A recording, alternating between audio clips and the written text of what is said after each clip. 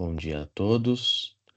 Iniciamos formalmente a sessão de julgamento da Sexta Câmara Julgadora do Tribunal de Impostos e Taxas, sessão do dia 12 de março de 2026. Eu, Ítalo Simonato, vou conduzir os trabalhos de hoje. Também na composição da Câmara, a doutora Maria Helena Tinoco Soares, doutor Rafael Tadeu Aires, doutora Cacilda Peixoto, também sessão do doutor Pedro Abraão pela representação fiscal, além da presença das colegas advogados, doutora Giovana, doutora Daniela, sustentaram oralmente suas razões recursais. Agradeço a gentileza dos colegas de prestigiar a Câmara no dia de hoje. Informo que essa sessão é gravada. Após seu término, será disponibilizada no canal do TIT no YouTube. Solicito a todos os colegas advogados brevidade e objetividade nas defesas orais e aos colegas juízes igualmente brevidade e objetividade na leitura dos votos. Vamos iniciar aqui pelo auto de infração 5055706, ALL Distribuidora de Combustíveis, relatoria do Dr. Rafael, sustentação oral pela doutora Daniela. Eu passo a palavra ao Dr. Rafael para contextualizar a acusação. Fique à vontade, doutor. Muito obrigado, presidente. Então, trata de um recurso ordinário interposto contra a decisão da primeira instância administrativa, né? E o auto ele contém duas acusações. A primeira acusação é de deixar de pagar ICMS por não haver escriturado regularmente nos períodos de janeiro a junho de 2024, por não ter escriturado regularmente na FD notas fiscais eletrônicas de sua emissão relativas às operações tributadas. A irregularidade consiste na escrituração do imposto em valor menor ao imposto destacado dos documentos fiscais de saída de sua emissão, conforme se comprova pelas cópias de documentos juntadas. O item 2 deixou de pagar ICMS ST pela mesma razão, por não haver escriturado regularmente na FD as notas fiscais de sua emissão. Essa é a acusação. Bom, a toda foi notificada, apresentou defesa, foi julgado procedente o AIM pela primeira instância. Inconformada, a autuada apresentou recurso, no qual argumenta, em apertada síntese, que relativamente ao item 1, todas as notas fiscais eletrônicas objeto da autuação foram devidamente escrituradas, que as divergências apontadas pela fiscalização podem decorrer de meros erros formais ou de interpretação técnica, sendo passíveis de correção. Que o ICMS do período de janeiro a junho de 2024 foi recolhido corretamente, estando em conformidade com a legislação vigente. Para comprovar o legado, junta todos os comprovantes de pagamento dos meses de janeiro a junho de 2024. Que a constituição do crédito tributário é inválida, pois baseou-se em suposta escrituração a menor, apurada por meio de cruzamento eletrônico, sem comprovação do prejuízo fiscal efetivo. Que o juízo incorre em grave vício lógico e jurídico ao presumir, sem qualquer elemento concreto, que o suposto erro de escrituração teve intuito de burlar de maneira intencional o fisco e configura sua negação fiscal. Que relativamente ao item 2 do AIM, o contribuinte escriturou corretamente de forma específica os valores dos impostos nos livros fiscais e guias da empresa, conforme será demonstrado com a juntada de comprovantes de pagamentos. Que as obrigações principais e acessórias foram cumpridas com a emissão de notas fiscais, escrituração e recolhimento regular dos tributos devidos. Que a substituição tributária pressupõe que o substituto recolha antecipadamente o imposto devido nas operações subsequentes, de modo que não há nova ocorrência de fato gerador ou obrigação de pagamento na etapa da distribuidora. A autuação, portanto, incorre em erro de enquadramento ao atribuir à recorrente responsabilidade por suposta divergência formal em campo da FD, sem qualquer reflexo econômico no montante do tributo recolhido ao erário. Que não se pode presumir, não se pode punir o contribuinte pelo simples fato de haver divergência entre bases de dados eletrônicos, especialmente quando não houve prejuízo ao erário, nem omissão de receita, nem vantagem fiscal obtida. Que as multas aplicadas são confiscatórias, violando os princípios constitucionais da razoabilidade, proporcionalidade, evitação ao confisco, que pode ser aplicado ao artigo 527-A do regulamento. Que o artigo 136 do CTN não pode ser analisado de modo isolado, devendo ser interpretado à luz dos artigos 112 e 156.9 do CTN, que admitem a exclusão da penalidade por erro excusável ou denúncia espontânea. No presente caso, a atuação decorre de supostas divergências na FD, sem demonstração de supressão de tributo ou dolo da conduta da recorrente. Trata-se, portanto, de erro material sanável, que não produz efeitos leves ao erário e que, à luz do artigo 112 do CTN, deve ser interpretado de maneira em favor do contribuinte. A decisão recorrida se apoia a competência da DTJ e do TIT ao atribuir conotação penal à conduta da contribuinte. Dessa forma, deve ser afastada integralmente a fundamentação penal da decisão recorrida, reconhecendo-se que a autuação não configura evasão fiscal, tampouco infração dolosa, mas, quando muito, erro formal sanável sem reflexos tributários. Por fim, a atuada requer o conhecimento integral e proveniente do recurso, com reforma da decisão pela instância. Relativamente, requer que a redução proporcional da multa, com fundamento no artigo 112 do CTN e na súmula 13 do TIT, nos princípios da razoabilidade e proporcionalidade. Subsidiariamente, requer que os autos sejam baixados em diligência para a prestação dos argumentos apresentados. Protesta para a realização da sustentação oral. E a DRF apresentou contra-razões, propinando pelo não provimento do recurso. Esse é o essencial. A doutora pode fazer a sua sustentação oral. Bom dia, a doutora todos. Daniela. Tudo bem? Bom A palavra é dia. sua. Obrigada. Bom dia a todos. Eu saúdo esta sexta Câmara, hoje na pessoa do doutor Rafael Aires, que é o relator deste caso. Eu pretendo ser breve, apenas alguns apontamentos relacionados ao relatório que já foi bem minucioso. Nós tomamos conhecimento deste auto de infração, então, são novos patronos que ingressam no processo sexta-feira passada. Então, fortalece aí uma premissa de análise dos apontamentos que são trazidos depois dessa nova atuação como advogados e documentos nessa nova fase processual, tá? Buscando sempre esclarecimentos em relação a matérias de fato, efetivamente.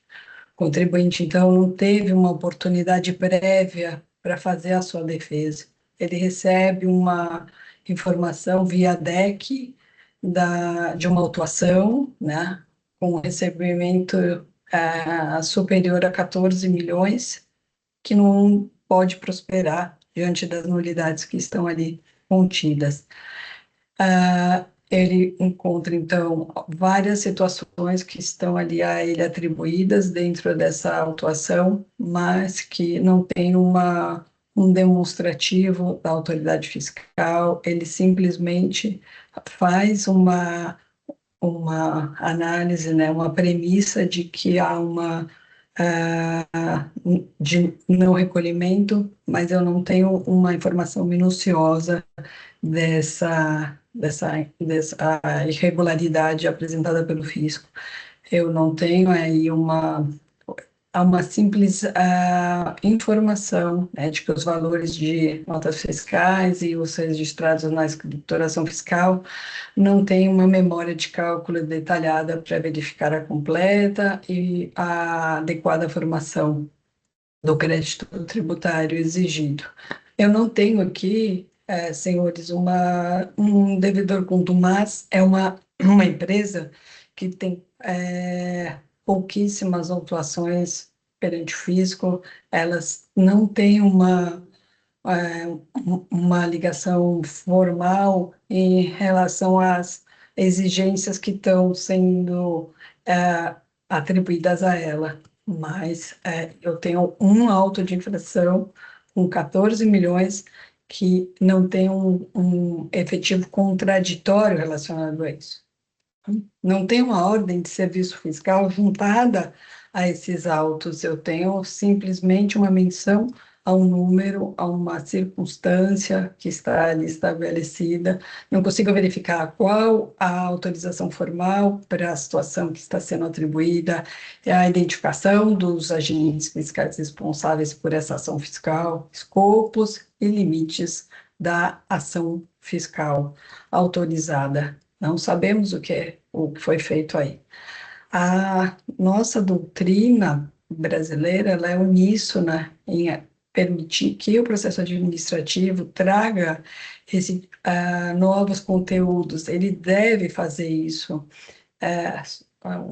fazendo um parênteses, dando aula há muitos anos já na escola da PUC, na especialização em direito tributário, que se vê a presença, né, do processo administrativo como fundante da formação das provas, e isso é contundente dentro do direito tributário.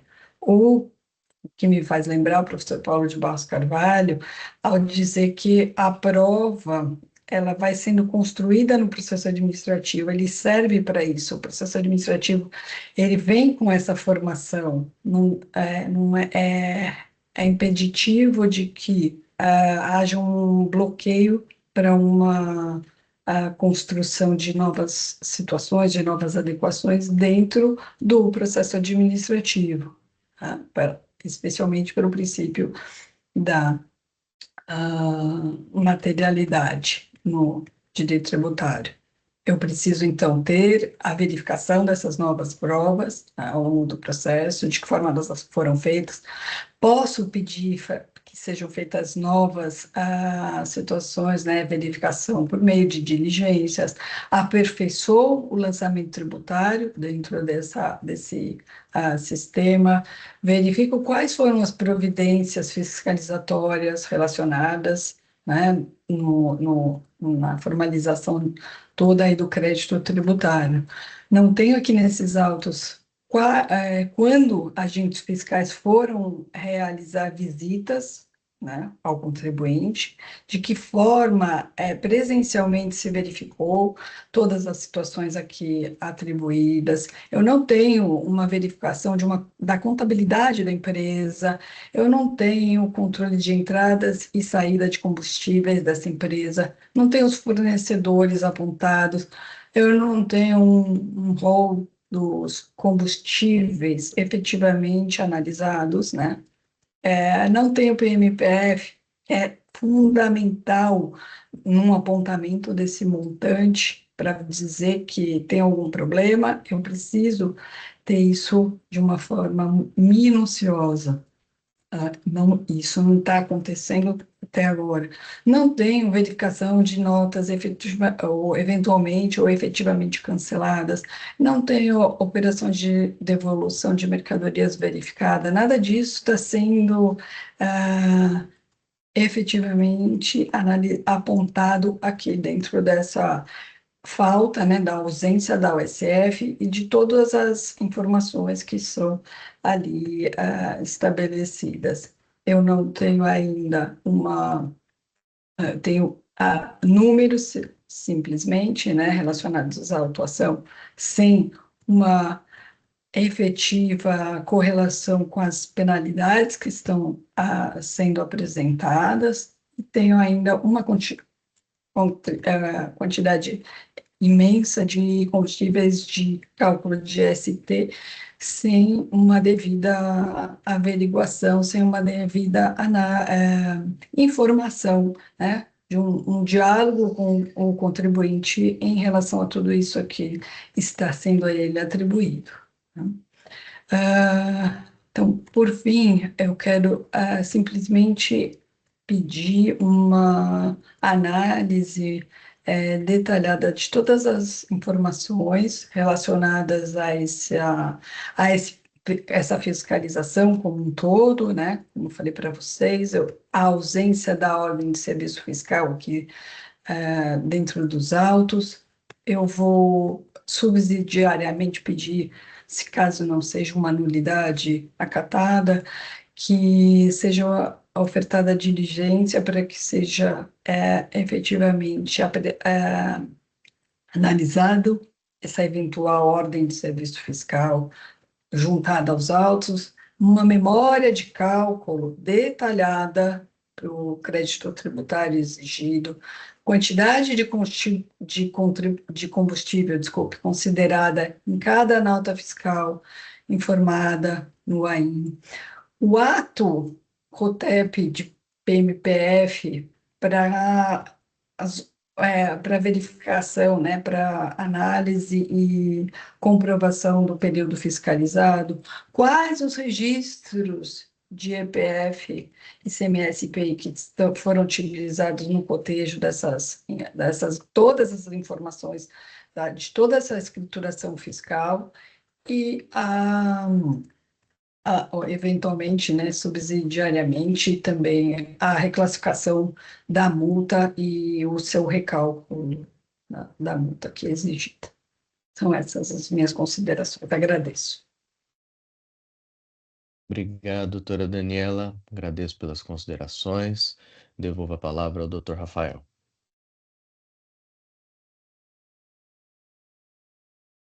Muito obrigado, senhor presidente. Eu vou passar aqui direto ao meu voto.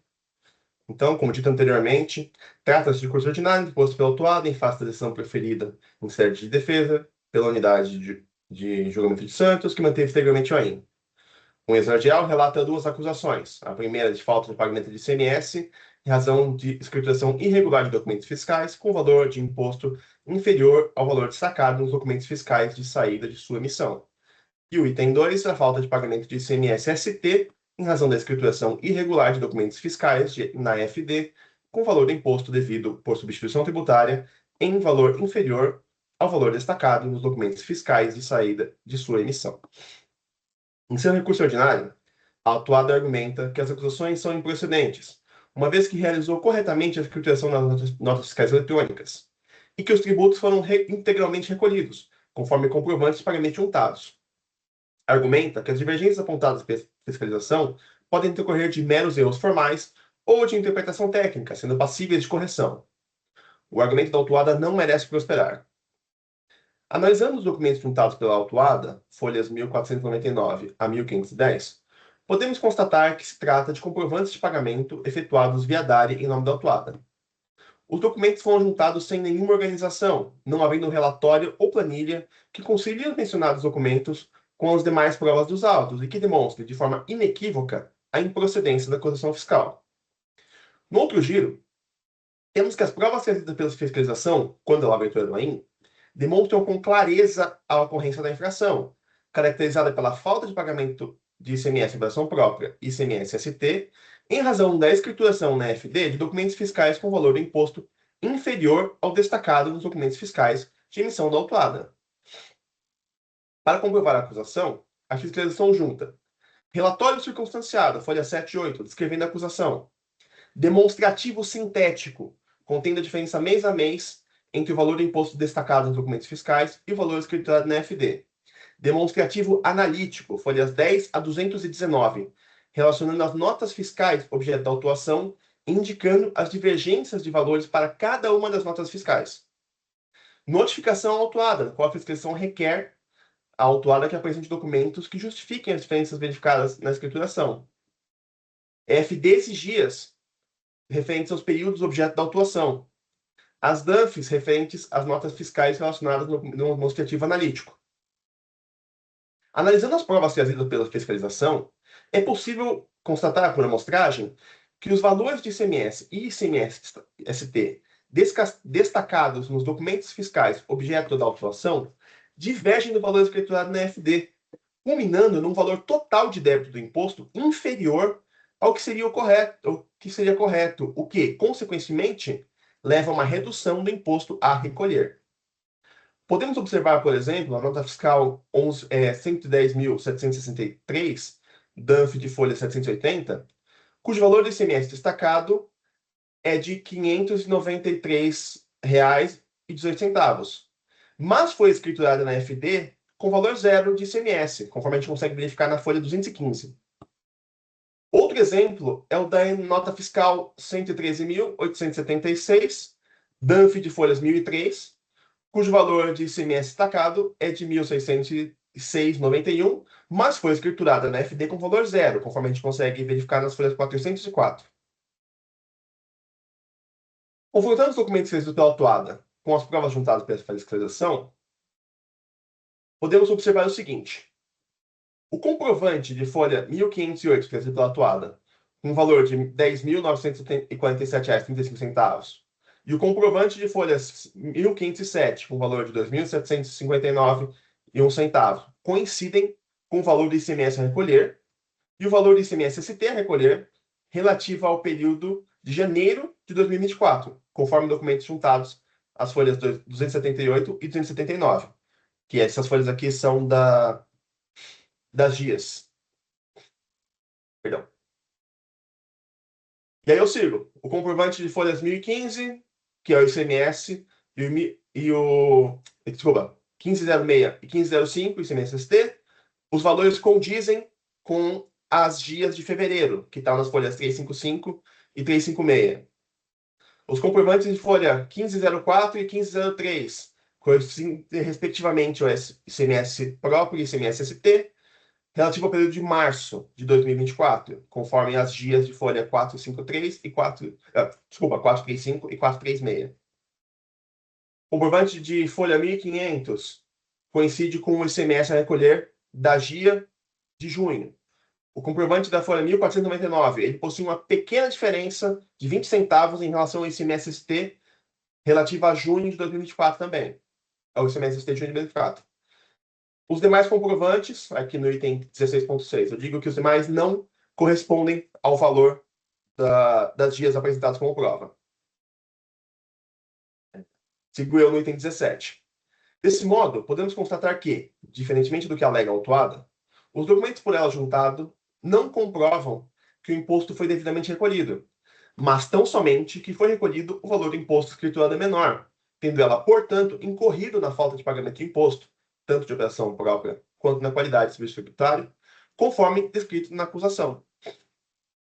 Ficou demonstrado, portanto, que não se trata de mero erro formal ou interpretação técnica, conforme alegado pela autuada, mas de efetivo pagamento menor do imposto decorrente de escrituração irregular na FD de documentos fiscais de emissão da autuada, estando claramente demonstrado o efetivo prejuízo ao Estado e, portanto, correta a autuação. A autuada argumenta que a substituição tributária pressupõe que o substituto recolha antecipadamente o imposto devido nas operações subsequentes, de modo que não há nova ocorrência do fato gerador ou obrigação de pagamento na etapa da distribuidora. A autuação, portanto, diz a autuada, incorre em erro de enquadramento ao atribuir à autuada responsabilidade por suposta divergência formal em campo da FD, sem qualquer reflexo econômico no montante do tributo recolhido ao erário. Esse argumento também não merece prosperar, digo eu. Conforme bem apontado pela fiscalização no relatório circunstanciado, a autuada tem por atividade principal o comércio atacadista de álcool, carburante, biodiesel, gasolina e demais derivados do petróleo, exceto lubrificantes, não realizado por transportador retalhista, KNAI 46, 81, 801. E, nos termos dos artigos 418 e 418-C do regulamento do ICMS, é responsável, em suas saídas de etanol e hidratado combustível, pelas obrigações principais e acessórias das operações próprias e, na qualidade de serviço tributário, das operações subsequentes. E aqui eu transcrevo um trecho do relatório circunstanciado, no qual o fiscal autuante descreve mais detalhadamente essa questão que eu resumi anteriormente. Se for necessário, eu leio esse trecho inteiro, mas vou seguir no item 22 do meu voto. Em que pese seu esforço argumentativo, a autuada não demonstra claramente qual seria o eventual de enquadramento, que a eximiria das responsabilidades como substituto tributário, e, como já analisado anteriormente, também não demonstra o correto cumprimento de tais obrigações. Desse modo, correta a acusação do item 2 do AIM. A autuada alega ainda que o artigo 136 do CTN não pode ser analisado de modo isolado, devendo ser interpretado à luz dos artigos 112 e 156.9 do CTN, que admitem a exclusão da penalidade por erro excusável ou denúncia espontânea. Perdão. No presente caso, a autuação decorre de supostas divergências na FD, diz a autuada, sem demonstração de supressão do tributo ou dolo na conduta da recorrente. Trata-se, portanto, de erro material sanável, que não produz efeitos lesivos ao erário e que, à luz do artigo 112 do CTN, deve ser interpretado em favor do contribuinte. Também não assiste razão atuada nesse ponto. Primeiramente, convém destacar que, diversamente do alegado pela autuada, o artigo 156.9 do CTN não versa sobre denúncia espontânea, mas sim sobre a extinção do crédito tributário por decisão administrativa reformável. A denúncia espontânea é instituto previsto no artigo 138 do CTN, e cujos efeitos só se operam quando realizada antes do início de qualquer procedimento de fiscalização administrativo ou medida de fiscalização relacionados com a infração. No caso em tela, a autuada não procedeu à denúncia espontânea antes do início da fiscalização, estando sujeita, portanto, a penalidades pela infração. Também não é o caso de aplicação do artigo 112 do CTN, relativamente à interpretação mais favorável ao acusado, uma vez que não existe qualquer dúvida quanto à capitulação legal do fato, sua natureza, circunstâncias ou extensão de seus efeitos, bem como em relação à autoria, imputabilidade ou punibilidade, e a natureza da penalidade aplicável. É o que diz o artigo 112. São os requisitos do artigo 112 aqui, para a aplicação da interpretação mais favorável. Quanto às alegações da autuada acerca da menção por parte do jogador monocrático aos dispositivos da lei dos crimes contra a ordem tributária, as folhas 150, 1520 da decisão monocrática, entendo que tais alegações não têm o condão de induzir a declaração de nulidade ou reforma da decisão atual. Isto porque tais menções por parte do jogador monocrático não representam fundamento de decidir, mas tão somente argumentos de reforço para ressaltar a gravidade das infrações cometidas pela autuada. Eu não fui muito longo aqui, mas realmente achei desnecessário, porém não afeta a decisão. Diferentemente do requer autuada, não é possível reconhecer que a autuação não configura evasão fiscal, tampouco infração dolosa, mas, quando muito, erro formal sanável sem reflexos tributários. Digo eu, se por um lado a valoração da conduta da autuada para fins de aplicação da lei penal compete à autoridade judicial, portanto fora da esfera de competência deste TIT, por outro, é inegável que a conduta da autuada implicou na supressão de pagamento de imposto e prejuízo horário. Desse modo, não acolhe os argumentos da autuada. Por fim, a autuada alega que as multas aplicadas são confiscatórias, violando princípios constitucionais da razoabilidade, proporcionalidade e vedação ao confisco, e pode ser aplicado o artigo 527-A do regulamento.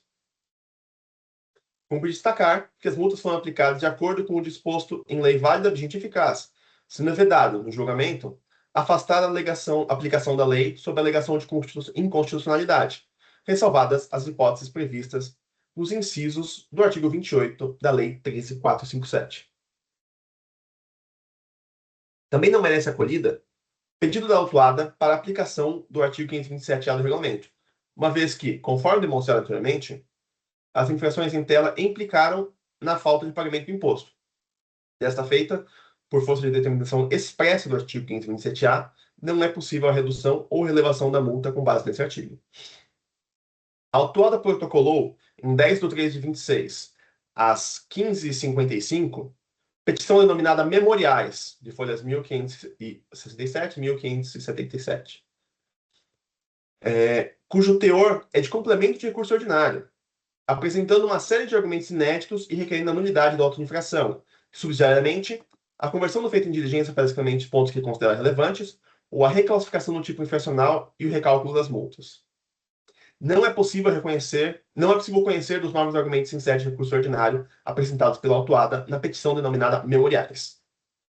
O artigo 47 da Lei 457 prevê que o recurso ordinário deve ser interposto no prazo de 30 dias após o julgamento da defesa. No caso em tela, a petição em questão foi apresentada após a inclusão no processo em pauta de julgamentos, quando há muito expirado o prazo na interposição de recurso ordinário. Também não é cabível o pedido de conversão do feito em diligência que a autuada requer. O artigo 25 da Lei 3.457 prevê a possibilidade de determinação por parte do órgão julgador para a realização de diligências a fim de esclarecer matérias de fato necessárias à instrução do processo. Analisando os autos, constato que o AIM foi devidamente instruído, com provas que demonstram a ocorrência das infrações, e que as provas trazidas pela autuada não são suficientes para infirmar as acusações fiscais. Não vislumbro, portanto, a necessidade de realização de diligências para esclarecimento de nenhuma matéria de fato. Assim, não conheço da petição da autuada. Então, com base no exposto, conheço o recurso ordinário da autuada e nego o provimento, mantendo a decisão recorrida, que julgou integralmente procedente o AIN exordial. É como voto, senhor presidente. Obrigado, doutor Rafael. Agradeço pela leitura. Em debates, gostaria de ouvir a representação fiscal. Doutora Marilena, sim. Não, doutor presidente, eu ouvi atentamente a sustentação oral da patrona e li o memorial, a petição que foi protocolada, a última. Eu gostaria de pedir vista, se ninguém se opusesse, para dar uma olhadinha no processo. Não, sem problema, tudo bem. Guardar o registro, aí a doutora solicita. Se alguém mais quiser se manifestar com relação a isso, caso contrário, a gente avalia no retorno, tá bom? Vista solicitada pela doutora Maria Helena e concedida, tá? Doutora Daniela, o processo está em vista com a doutora Maria Helena e no retorno a gente conclui esse debate, tudo bem? Agradeço pela Sim, presença. Bom dia. obrigada, senhor presidente. Obrigada a todos. Bom dia. Bom dia, até breve. Encerro esse julgamento com a saída de vista da doutora Maria Helena. Retornando aqui a ordem da pauta, auto de infração 50.55.010. Nestlé Brasil Limitada, relatoria da doutora Cacilda. Haverá sustentação oral pela doutora Giovana. Então eu passo a palavra para a doutora Cacilda para contextualizar a acusação. Fica à vontade, doutora. Bom dia a todos e a todas, todos os colegas, demais. Aqui é um recurso de ofício, né? Que trata das infrações 3 e 4. A infração do item 3 é falta de pagamento do ICMS por emissão de notas fiscais referentes a operações tributadas com erro na determinação da base de cálculo em operações de transferências internas de produtos lácteos que não podem ser classificados como leite em pó e não podem ter o tratamento tributário do leite em pó, conforme os termos da Decisão Normativa CAT 2/2009. O contribuinte os enquadrou como sendo leite em pó com benefício da redução da base de cálculo para a cesta básica, porém o correto enquadramento para essas operações seriam as reduções de base de cálculo previstas no artigo 39 do anexo 2 do regulamento. E o item 4 trata da falta de pagamento do ICMS relativo a operações de vendas de produtos lácteos a contribuintes de ICMS e revendedores dessas mercadorias, cujas operações, nos termos da legislação, estão sujeitas ao regime da ST do ICMS, com atribuição de responsabilidade para a indústria, como autuada, de reter o ICMS incidente sobre toda a cadeia até o consumo. Bom, então, a decisão recorrida, ela julgou improcedente o item 3 e parcialmente procedente o item 4. Os itens 1 e 2 foram pagos pelo contribuinte. Estou seguindo aqui o relatório, senhor presidente. Então, o que acontece, né? Resumindo aqui, o julgador, ele cancelou uma parte da acusação no item 4 e cancelou integralmente o item 3, né? Porque ele entendeu que a DC 49 alcançava o presente auto de infração e cancelou por se tratar de transferências de mercadorias entre estabelecimentos. Porém, apesar disso, ele julgou o mérito e, no mérito, entendeu que não cabia razão à recorrente, né? Nesse sentido, deixa eu continuar aqui, porque no meu relatório não tem nada a respeito do item 4, mas depois eu vou falar dele no meu voto, né? Então, a autuada, eu estou no item 6 do relatório, nas suas contrarrazões, ela defende, em síntese, o acerto da decisão e ela acrescenta que a modulação de efeitos estabelecida pela Egrégio STF na DC 49 não validou a cobrança de um tributo reconhecidamente inconstitucional, o que foi, inclusive, ratificado no julgamento do tema 1367 do STF. E, além disso, apresenta alegações quanto ao mérito da autuação, né, do item 3, já que esse mérito foi julgado. Então, eu creio que é suficiente para sustentação oral, senhor presidente. É sim. Agradeço, doutora Cacilda. Doutora Giovana, bom dia. A palavra é sua. Oi, bom dia, tudo bem? Vou compartilhar aqui uma apresentação, mas vou ser bem breve também na minha sustentação, até porque o relatório já foi bem completo. Bom,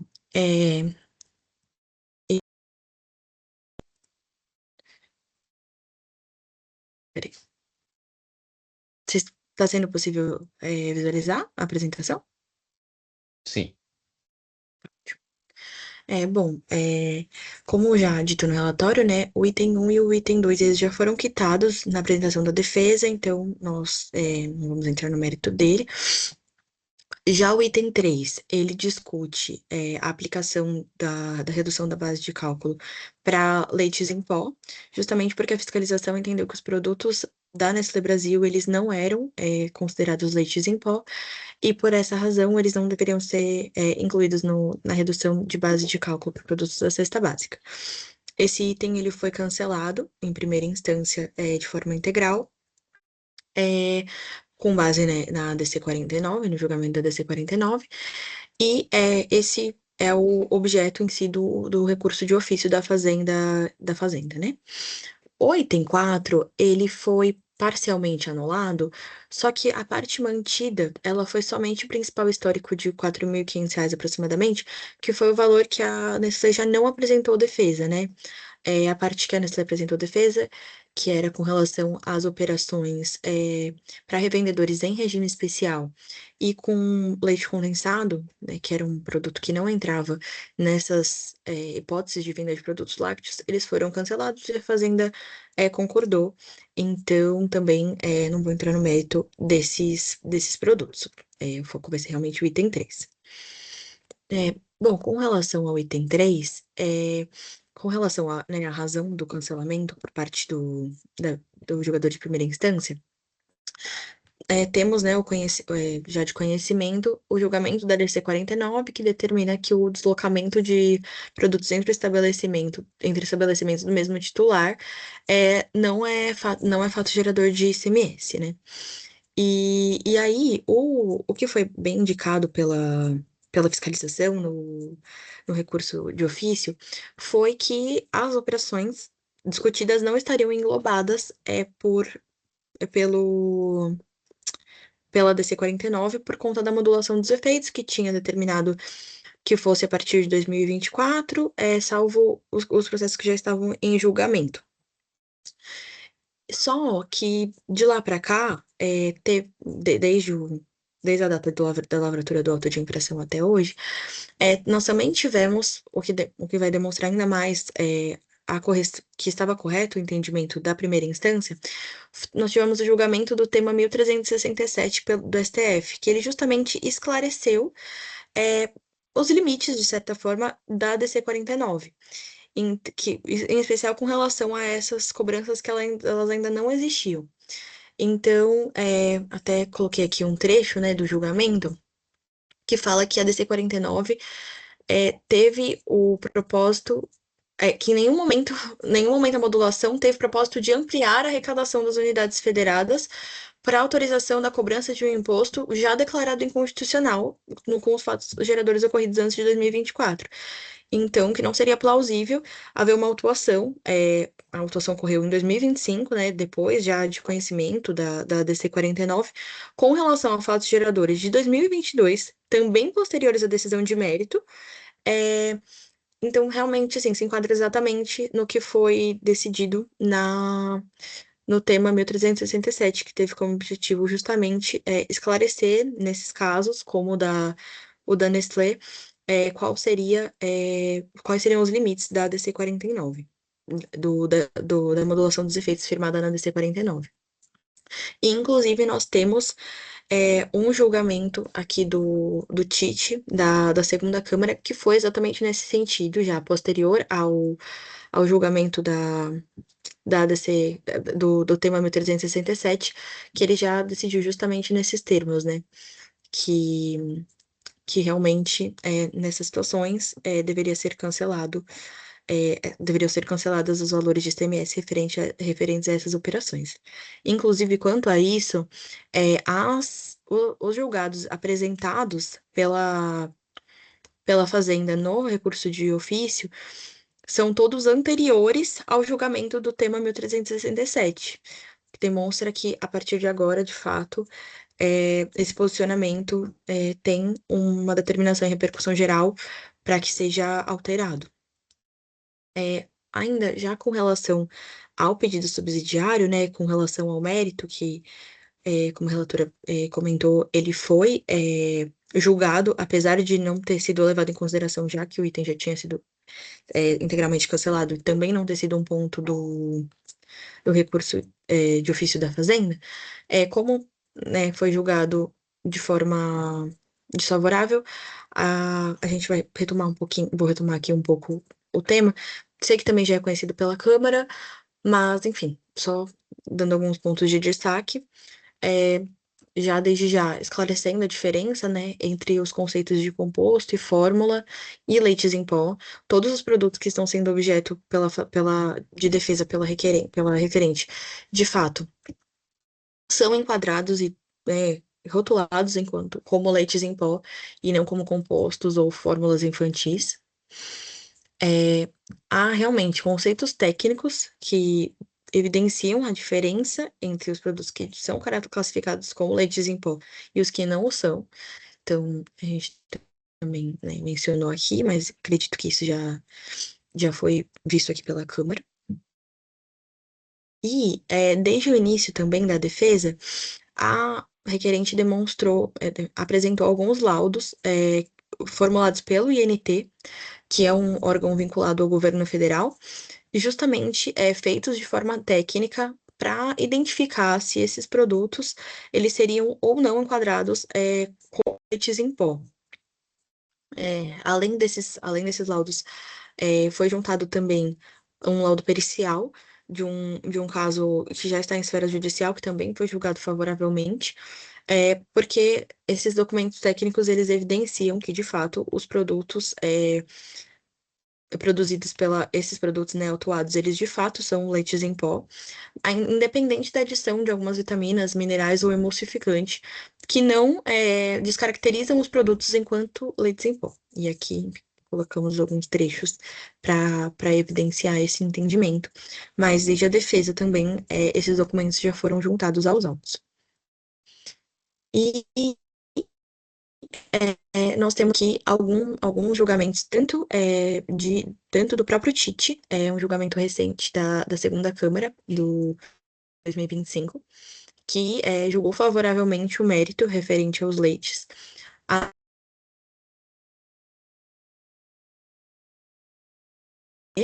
que demonstram que esses produtos adicionados não teriam o condão de descaracterizar os produtos como leites em pó, além de alguns julgados judiciais, nos quais houve perícia técnica sobre a composição desses produtos, e na qual foi confirmado que, de fato, esses produtos devem fazer jus ao benefício da base de cálculo aplicável aos produtos da cesta básica, por apresentarem todas as características técnicas dos produtos dos leites em pó. É isso, espero ter conseguido sanar eventuais dúvidas e fico à disposição. Agradeço, doutora Giovana. Obrigado pela sustentação oral. Devolvo a palavra à doutora Cacilda. Eu vou tentar sintetizar, né? Eu começo aqui no meu voto, no item 9, abordando a questão com relação ao item 4 do auto de infração, que, como dito pela patrona, houve a concordância, né, da representação fiscal com relação ao decidido. Então, eu trouxe aqui, né, porque a autuação, ela excluiu, aliás, a decisão excluiu as autuações quanto a contribuintes que possuíam regime especial, desobrigando, né, da regra da substituição tributária. E aí, no item 10, eu trago aqui a concordância do agente fiscal autuante, e depois também a representação fiscal, analisando as provas, também chegou à conclusão, a mesma conclusão dos julgadores, e entendeu acertada. Entretanto, já que no que tange ao item 3, né, o que acontece? Eu vou sintetizar aqui os termos da decisão, porque quando essa decisão aqui foi proferida, assim, em nenhum momento o julgador, embora ele tenha tido esse entendimento de que não, os efeitos de modulação da DC 49 deveriam ser aplicados a qualquer AIM, mesmo lavrados após, né? Que é uma posição contrária da Fazenda, né? E isso tudo sem mencionar essa questão do tema aqui proposto pelo STF. Então, essa matéria sobre esse tema nunca foi abordada aqui nesse processo, né? Eu transcrevi o excerto da decisão aqui, porque o julgador ele se baseia numa opinião dele, né? Numa opinião dele, ele coloca, eu entendo que, ou seja, não, olha, que ele fala no item 25, que pese a divergência de entendimentos quanto à interpretação sobre o assunto, estou convicto de que não se deve considerar a data de 19/4/2021 como limite para a inclusão dos processos na exceção da referida modulação, posto que até o trânsito em julgado daquela decisão, novos embargos poderiam ser opostos para estabelecer novas diretrizes relacionadas à modulação. Então, ele entende que mesmo que a discussão tenha sido instaurada após 19/4/2021, deveria ser considerado que havia processo pendente de julgamento. Bom, não vou falar mais da decisão, ele traz aqui os argumentos dele para tanto. E nesse caso, né, eu enfatizei aqui que, a despeito desse cancelamento, houve julgamento com relação a se os produtos se enquadrariam na cesta básica, e aqui, então, eu acho que eu errei aqui, né? Eu acho que é o item 4, eu estou no item 16 do meu voto. Então, com relação a esse item, a recorrente Fazenda Pública pede o provimento do recurso para restabelecimento da autuação, explicando aqui a questão da produção de efeitos do julgamento dos embargos da DC 49, expondo aqui o seu entendimento que, no caso, não havia processo pendente, né? E aqui no item 17, eu trago aqui a questão trazida pela recorrida em suas contrarrazões ao recurso de ofício, né? Eu não vou repetir aqui, porque foi falado na sustentação oral e está aqui escrito, e a literalidade que está contida aí no tema 1367 do STF. Aqui a complementação do entendimento da recorrida no item 17.1, e eu digo aqui no item 19, realmente eu transcrevo aqui o teor do tema 1367 do STF. E digo no item 20, nesse particular, é de se ter em conta que a referida tese foi introduzida no universo jurídico em 8/12/2025, com trânsito em julgado, em momento, portanto, posterior à aprovação da decisão recorrida e elaboração do parecer da representação fiscal, tendo sido trazida ao debate pela recorrida somente nessa fase processual, em sede de contrarrazões ao recurso de ofício.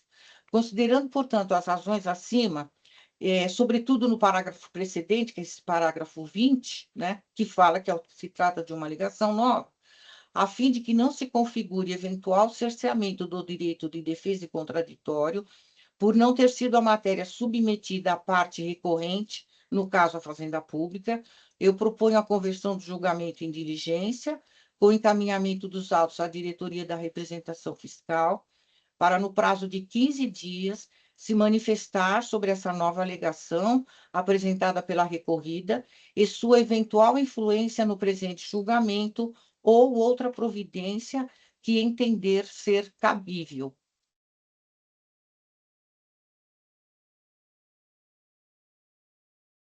Perfeito. O voto, inclusive, está registrado da doutora Cacilda pela proposta de diligência. Gostaria de ouvir o Pedro pela representação fiscal, se tem alguma oposição. Não, senhor presidente, muito obrigado. Antes de mais nada, doutora Cacilda, por gentileza, me parece que o item 16 de seu voto é com relação ao item 3, não é? Isso, eu vou pedir, senhor presidente, um momentinho para abrir a edição para eu colocar. Eu até quando eu Tá. li, eu vi que cometi esse erro, mas esqueci de pedir a edição. Obrigada, Isso, por doutor favor. Pedro. Olha, Está habilitado. senhor presidente, nessa questão a gente entende que existem várias nuances aí que podem afetar caso a caso, e esse em específico a gente verifica uma situação diferente dos demais, que é o seguinte: Em geral, esses casos em que se aplica a DC 49, o tema 1367, pela não incidência do ICMS, são casos em que foram autuados a empresas que transferiram mercadorias entre estabelecimentos da mesma empresa, né, mas elas não destacaram o imposto. Então, não destacaram o imposto, foram autuadas, e aí veio essa discussão se incide ou se não incide. Esse caso em particular é um pouco diferente, por quê? Porque a autuada reconhece a incidência do imposto quando fez as transferências. Então, ela se utilizou da carga de 7%. Ela, em nenhum momento, quando efetuou as transferências, ela falou: essa transferência entre filiais não incide ICMS. Pelo contrário, ela se utilizou da carga de 7% e efetuou o pagamento em cima dessa carga de 7%. Então, o auto de infração, nesse caso, o que que ele faz? Ele apenas faz a correção, né, cobra a diferença, que nós entendemos que não são bebidas lácteas, então a gente cobra a diferença da alíquota de 12, que deveria ter sido utilizada, e a alíquota de 7. Então esse caso é fundamentalmente diferente dos anteriores, porque a própria autuada, quando fez a transferência, entendia que havia a incidência do imposto. Ela não pode agora simplesmente se utilizar de uma decisão do STF e falar: não, não, realmente não tem. Não, ela não pode alegar a própria torpeza nesse caso. E tem mais um aspecto interessante que a gente precisa trazer aqui, que quando a gente fala do tema 1367, se a gente pegar o que foi decidido, a tese que é a modulação dos efeitos estabelecidos no julgamento da DC 49 não autoriza a cobrança de ICMS lá debatido quanto a fatos geradores ocorridos antes de 2024, em relação às quais não tenha havido o pagamento do tributo. Então, houve o pagamento do tributo, sim, neste caso. Então, é diferente, então a gente vai se manifestar nesse sentido. Mas concordamos com o voto da doutora Cacilda e vem para a representação fiscal e a gente escreve direitinho tudo isso que eu estou falando. Muito obrigado, senhor Ok. presidente.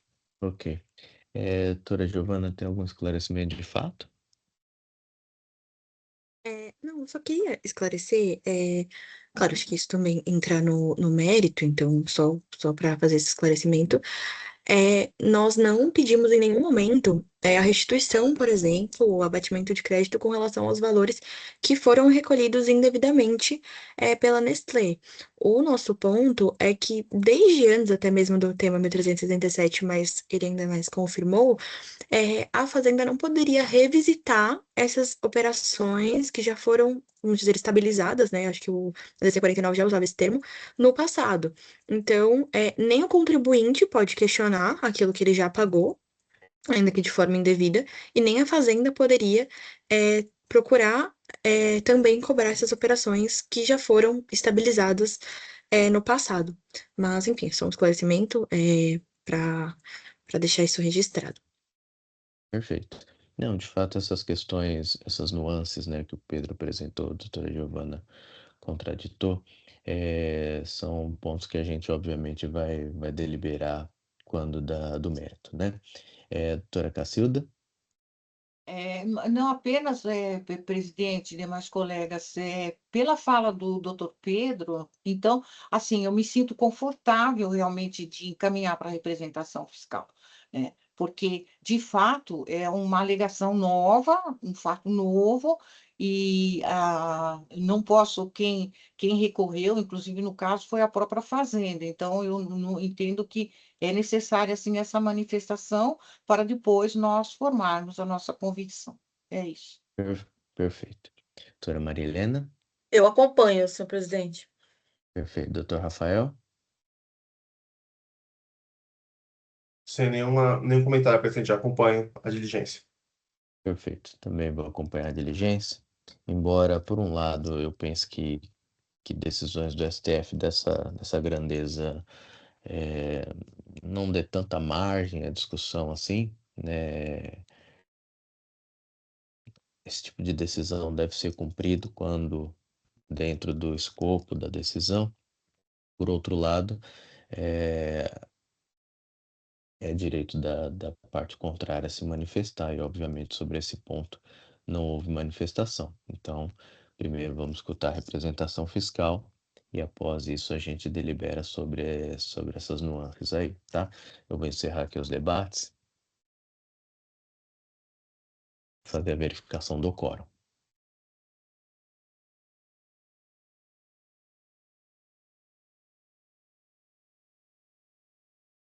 Todos confirmaram. Em votação.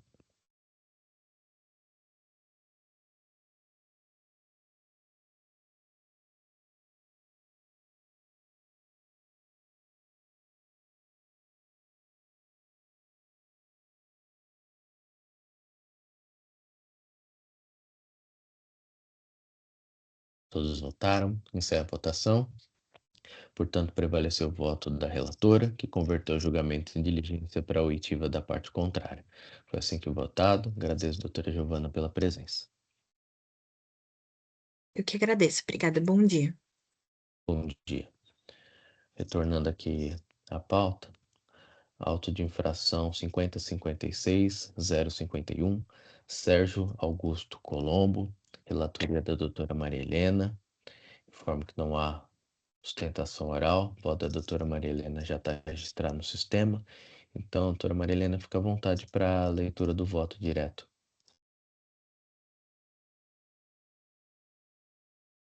Eu posso resumir?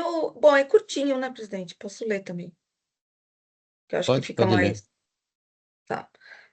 Então, em face do recorrente, foi lavrada a auto de infração para a exigência do montante na data da autuação, depositado bem de R$ 1.200.000, a título de ITCMD, multa e juros, em razão da adoção de base de cálculo do imposto em montante inferior ao critério legal. Ele foi intimado, apresentou defesa e documentos, ressarcindo integralmente o auto de infração. Houve manifestação fiscal, a decisão de primeira instância julgou parcialmente procedente, ela só fez uma retificação em relação a um valor ínfimo, ensejando a interposição de recurso ordinário, não houve interposição de ofício, do recurso de ofício, em face do valor ínfimo que foi reduzido pela decisão de primeira instância. Houve contrarrazões pela representação fiscal. Bom, o auto de infração ele decorre das seguintes acusações. No item 1, infração decorre do fato de o beneficiário ter atribuído a doação de cotas recebidas da empresa Gubercindo Colombo Indústria Participações em montante inferior ao real, recolhendo, por conseguinte, TCMD a menor. Da mesma forma, no item 2, também decorre da infração de ter atribuído do valor inferior ao patrimonial na doação de cotas da mesma empresa, recolhendo, por conseguinte, ITCMD a menor. O fundamento da autuação é basicamente o descumprimento das disposições do regulamento do ITCMD, aprovado pelo decreto 46655 de 2002, que define o valor venal como base de cálculo e admite o valor patrimonial para participações societárias não negociada, sujeitando-se à penalidade por atribuição de valor inferior ao de mercado. A base de cálculo do ITCMD corresponde ao valor do mercado do bem imóvel ou móvel, inclusive do título, crédito ou direito, conforme disposto nos artigos 9º a 15 da Lei Paulista 10.705 de 2000. A argumentação central da recorrente tem por fundamento a alegação de que não houve falta de pagamento do ITCMD, tendo em vista que o imposto foi recolhido com base no valor patrimonial das cotas, conforme previsto na legislação estadual. Ainda que a decisão recorrida inovou a exigir cálculo pelo valor patrimonial real, o que não constava do auto de infração. Vale dizer, para a recorrente, a base de cálculo do ITCMD deve ser o valor patrimonial das cotas obtidos pela divisão do patrimônio líquido pelo número de cotas, conforme artigo 14 da Lei Paulista 10.705. Critério acolhido pela jurisprudência consolidada do Tribunal de Justiça e desse Tribunal de Impositagem, sendo vedada a adoção de valores arbitrados fora da lei. Com base nessa argumentação central, a recorrente também invoca, em observância das disposições da Portaria CAT 15 de 2003, para fundamentar a reforma da decisão de primeira instância. Inicialmente, afasta qualquer alegação de nulidade, quer da pesa acusatória, quer da decisão de primeira instância, eis que o lançamento se fundamenta e atende aos requisitos do artigo 42 do CTN e da lei que rege a matéria, qual seja a Lei Paulista 10.705 de 2000 e o regulamento do ITCMD aprovado pelo decreto 46.656 de 2002. Conforme se depreende dos autos, a discussão tem por fundamento entender se a Lei Paulista, número 10.705, já define o valor venal e se é legitimado ao fisco arbitrar novo valor sem previsão legal específica. Como bem aponta a representação fiscal no seu parecer, o cerne da atuação não reside em inovação ou sofisma, mas sim na recomposição da base de cálculo, valor venal, do ITCMD. Entendo que razão assista ao fisco, pois embora o artigo 14 da Lei Paulista admita a adoção de valor patrimonial para ações, cotas ou participações societárias não negociadas nos últimos 180 dias, a base de cálculo do ITCMD é, por determinação legal, o valor venal do bem ou direito transmitido, que é sinônimo de valor de mercado na data da doação. O valor patrimonial é aceito como uma presunção desse valor venal, mas essa presunção exige que o balanço contábil utilizado reflita a realidade patrimonial da empresa com fidelidade e clareza. O trabalho fiscal demonstrou que o valor patrimonial declarado pela recorrente não merecia fé, nos termos do artigo 148 do CTN, justamente porque em descompasso com os critérios de valoração aplicados pela Cefa São Paulo, implicando subavaliação artificial. Nesse ponto, eu destaco um trecho do parecer da representação fiscal que elucida muito bem isso, que é o item 28. Aí eu não vou ler, tá? Aí eu prossigo. O arbitramento da base de cálculo promovido pela autoridade fiscal constitui um procedimento administrativo próprio, nos termos do artigo 148 do CTN, autorizado pela lei, conforme artigo 11 da Lei Paulista 10.705/2000 e artigo 19 do regulamento do ITCMD, o qual foi instaurado, pois a declaração do contribuinte não se apresentou merecedora de fé. A argumentação do recorrente, com fundamento nas disposições da Portaria CAD 15/2003, que veicula orientação contra a observância das normas acessórias, não é merecedora de acolhimento, vez que a atividade do fisco é vinculada, e, nesse caso, adotando interpretação sistemática do CTN, da legislação que regulamenta o ITCMD, inclusive da citada portaria, tem-se que não há qualquer inovação ou ilegalidade no auto de infração e na decisão de primeira instância, que manteve a exigência fiscal. Importante ressaltar que, em relação ao tema, em meados de 2025, a primeira sessão do STJ, ao julgar recurso repetitivo sobre o tema 1371, decidiu que a legitimidade de direito do Estado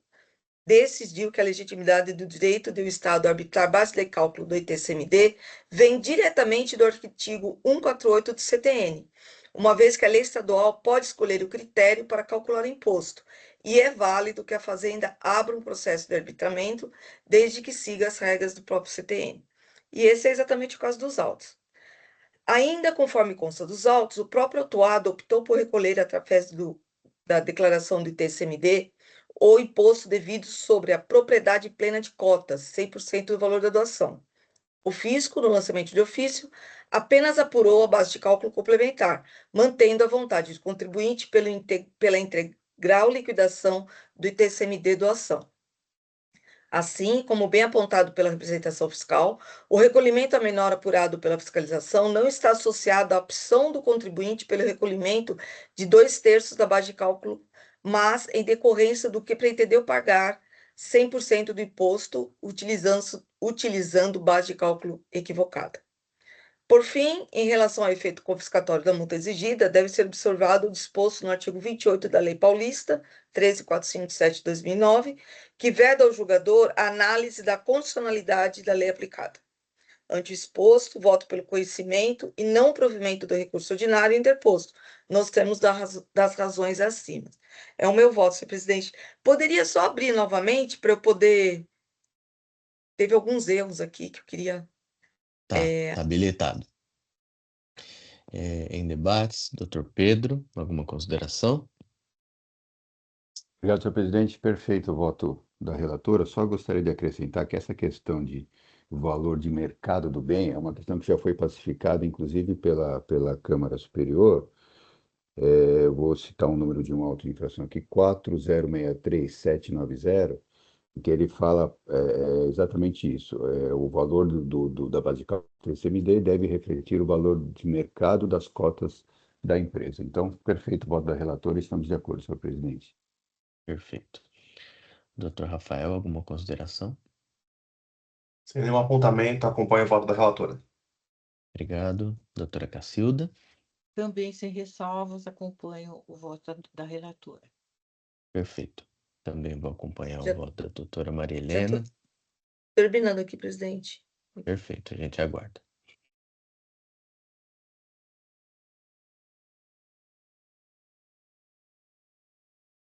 Pronto, presidente. É o que registrei. Perfeito. Veio aqui. Então eu encerro os debates e faço a verificação do quórum.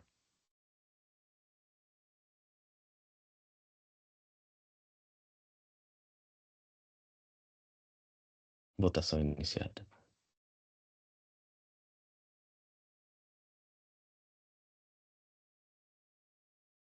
Todos votaram.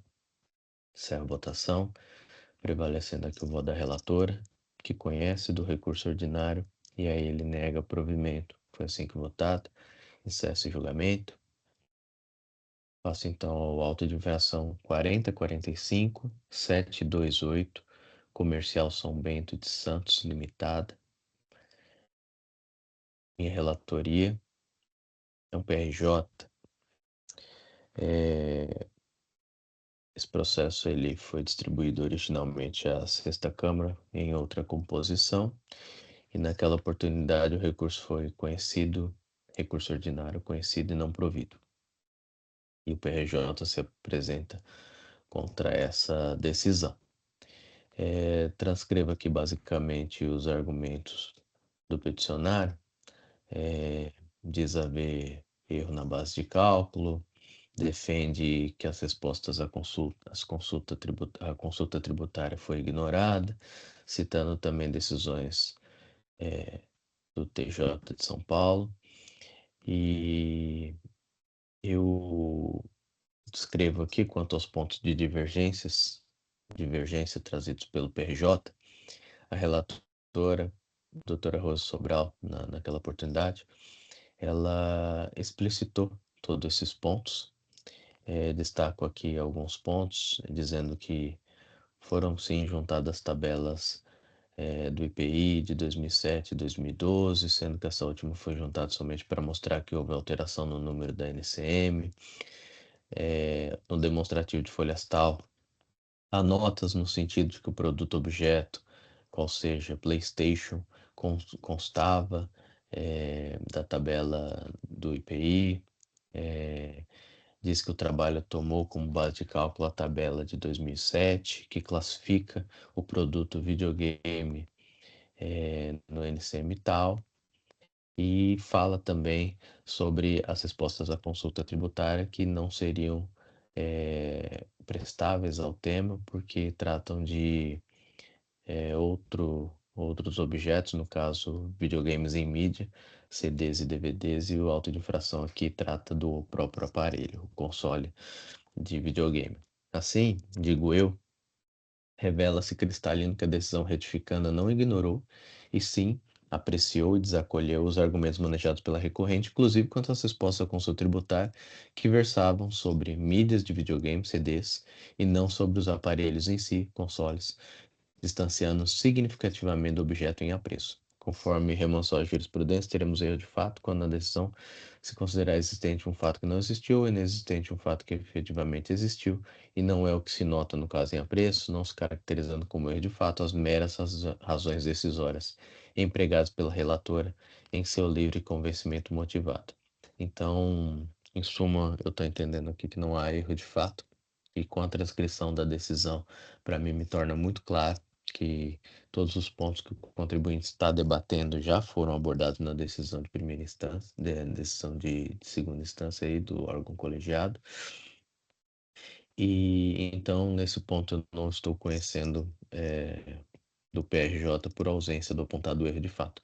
Com relação à Selic, o contribuinte de fato pleiteou a limitação dos juros da Selic, na época foi negado, e aqui excepcionalmente eu penso seu caso se acolheu o pleito de juros da Selic, em atendimento aí a súmula 10 e sua redação alterada. Isso não compromete a questão de reconhecer ou não a existência de erro de fato, e sim uma aplicação aí do princípio da eficiência, conforme a orientação já desse tribunal, tá? Então, eu estou conhecendo parcialmente do PRJ, dando parcial provimento, para que excepcionalmente se conheça do recurso ordinário e dê parcial provimento só para redução dos juros, tá bom? Foi assim que votado, o voto já está registrado, tem debates. Doutor Pedro, tem alguma consideração? Nenhuma consideração, senhor presidente. Plenamente de acordo. Obrigado. Perfeito. Doutora Maria Helena? De acordo, senhor presidente, eu vou acompanhar. Doutor Rafael? Sem ressalvas, presidente, vou acompanhar. Doutora Cacilda? Também, senhor presidente, sem comentário. Perfeito. Então, encerro esses debates e faço a verificação do quórum.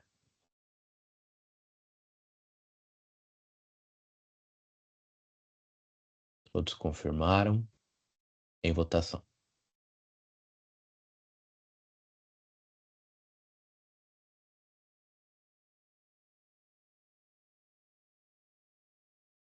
Encerro a votação. Prevaleceu o voto do relator, que conhece parcialmente do PRJ, dá a ele parcial provimento e parcial provimento ao recurso ordinário só para reduzir os juros à Selic. Foi assim que votado. Encerro esse julgamento. Identifico aqui que os processos estão todos como encerrados. Encerro a sessão de julgamento aqui no sistema para que seja gerada a ata. Agradeço a todos os colegas pela disposição, principalmente o Dr. Pedro aí pela substituição. Obrigado, Dr. Pedro. E encerro aqui. Peço por gentileza ao Oswaldo para encerrar a gravação.